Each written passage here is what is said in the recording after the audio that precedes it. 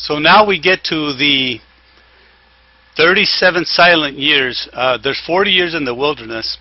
For whatever reason, this is silent. Now, the last part, or in the 40th year, some of these may have been in the 37 silent year.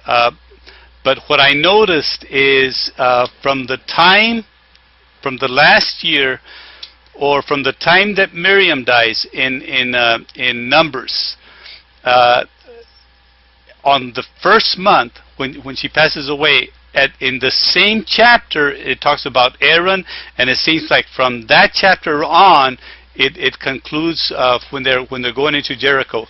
So I put it all in the 40th year, but we can't be sure. We don't know what year this was. It says in the first month. So I teach it that it was in the 40th year when Miriam dies, Aaron dies, in the 5th month.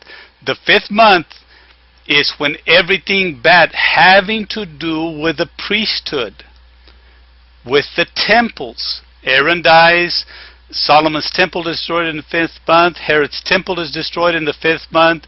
It seems like everything that happens bad having to do with the temple or as a nation happens in the 5th month.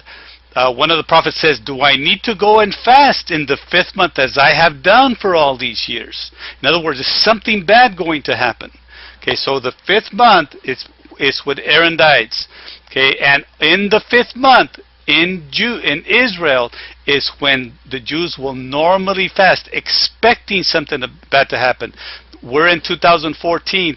A month ago, in the month of August, which is their 5th month, is when Hamas was launching rockets. You get into the 6th month, it just stopped.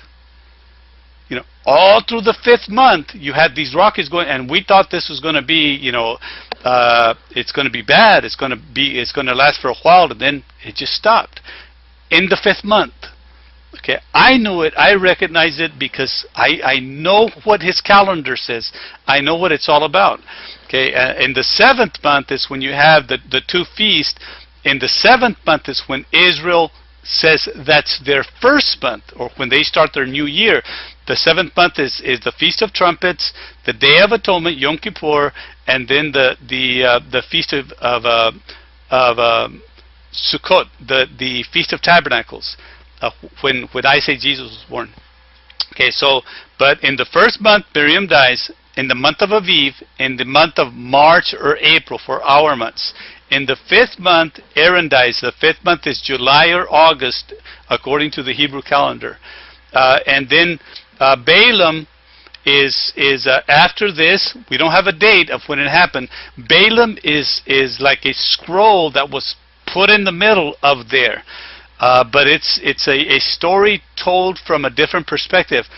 How Moses got this information, I don't know, because this is God talking to Balaam, and God talking to, or an angel speaking to Balaam and Balak, who's a king, and Moses is down here on the bottom, while Balaam, Balak are up on the hillsides trying to curse Israel.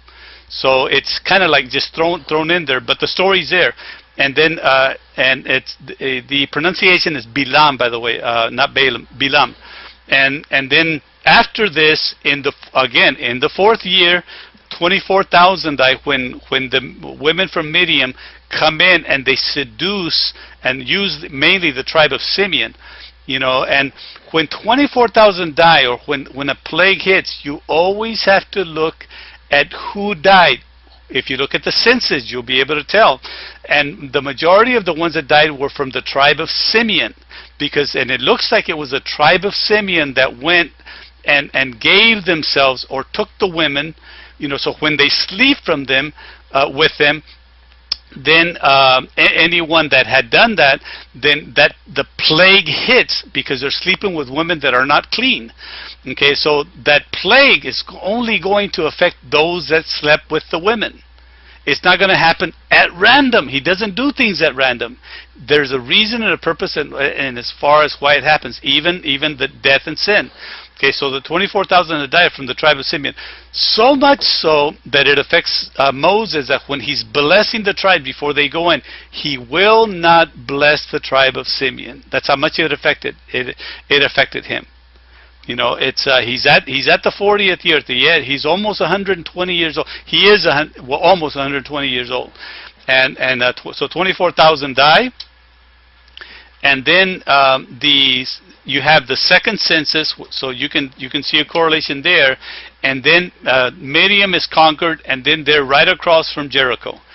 Okay, in the 40th year, in the last year, we still haven't got to Deuteronomy. So in the last year, in the 11th month, in the book of Deuteronomy, it says Moses was called by God, and he's told, talk to the people and review the law with them. In the 40th year, in the 11th month. So Deuteronomy is basically 1 month. Okay, which is why I have it standing up at the very end, and it has to do with 1 month in the 40th year, a review of Exodus to Numbers with Leviticus somewhere in between. Okay, so in the 40th year, then we have the 11th month, we have the words of Moses, the Devarim of Moses. Okay, the review of the law, and then by the end of it, by the end of the 30 days, Moses sings a song, and he's actually prophesying some things that were kind of amazing in there. And then on right around 11:29, he says, "We'll go get Joshua," and Joshua takes the place of Moses. Okay, and then Moses goes up. The book of Deuteronomy is finished. And then, but it seems that Joshua wrote the tail end of it. I think Joshua was the one that was writing everything down, because when they go into the land, and he's after they conquer Jericho and Ai, they stand before two mountains, Mount Gerizim and Mount Ebal. And Joshua is told to rewrite all of the law of Moses on tablets of stone, and not stone, but they're cast from mud. So he rewrites everything. So I think Joshua was the one that was writing all of this for Moses. It says that when Moses, when they had the tent of the meeting, before the tabernacle was set up, it was called the tent of the meeting. It says that Moses would go into the tent of the meeting where the Lord would wait for him by the gate. And early in the morning, the people would see Moses going, and the glory of the Lord, the cloud of the Lord, standing before the gate waiting for him. And at the end of the day, Moses would walk out, but Joshua would stay in there. So I think Joshua was the one that wrote a lot of this. Okay, so on 12:7, you're going to ask me, where did you get the 7 from? Okay, Moses is told to go to Mount Nebo, go up the mountain, look to the north, look to the south, look to the east and to the west, and whatever you see, this is the land that I'm going to give to them, but you won't go forward. And there at Mount Nebo is where he dies. 12:7. Where did I get 12:7 from? Well, the way that the study is done in the Old Testament is, if you don't have a beginning date, you look for an ending date, or you look for an event that happened. So it says that they mourned Moses for 30 days. And it says and now we're into the book of Joshua. It says at the end of the 30 days, Joshua sent 3 spies into Jericho to spy the land. And we know that they crossed over on the 10th, 3 days later.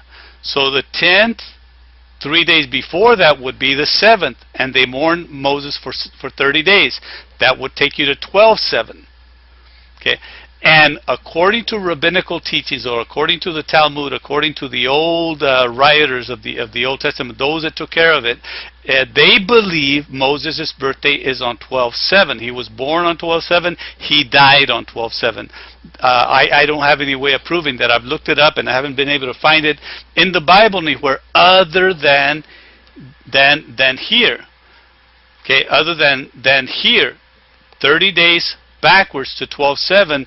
this would have been the day that he would have died.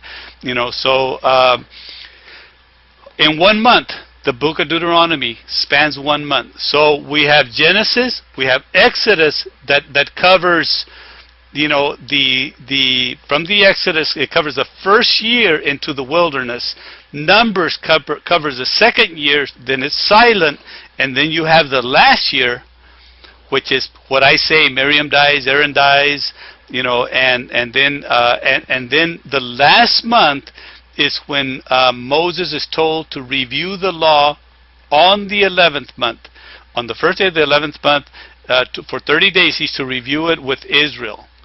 And that's the way Deuteronomy starts.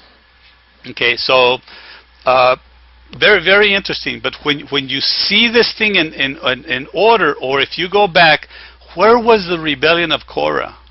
When did it happen? Did it happen in the first year? It happened after the tabernacle was set up in the second year.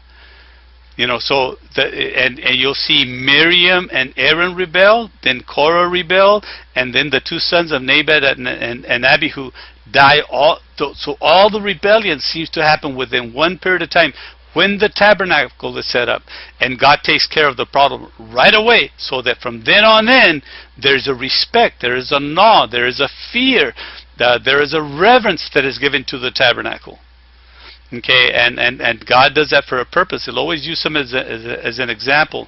That is forgotten when David brings up the ark, goes get the ark from the threshing floor. He's bringing it back, and it's put on a cart. It's a new cart, but he's not following the instructions. And so what they do is they get some cows that have just calved.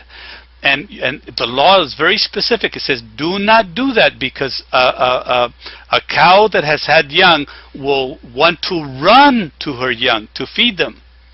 And this is what happened. The cart stumbles. They get in a hurry. The cart stumbles. Uzzah reaches out, not following the instructions, and he dies. And then David stops the whole thing, and then they take the ark and leave it there, and then later they come and put it upon the shoulders of the Levites. So when you follow the instructions, then you'll be able to see God's purpose, and you'll be able to understand His plan.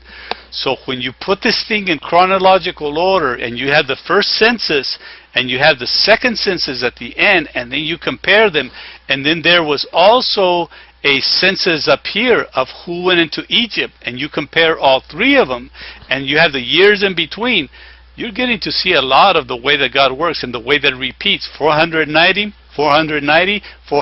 years. And there's 400 silent years between Malachi and Matthew. So he repeats some things over and over and over again. When you see the chronology, when you put it in order, or when you study it the way that he did it, you can then see his purpose. You're able to follow the instructions. You know why the instructions are there, and you follow them because it is written. Is what Jesus told Satan. Because it is written. Because he said it. This is the way he's... How do I know? I studied it. I looked at it. I know what he said. It isn't my interpretation. It isn't a sermon that I'm preparing for. But this is just a study of the way that he did it. It will bless your life. It changes everything about you.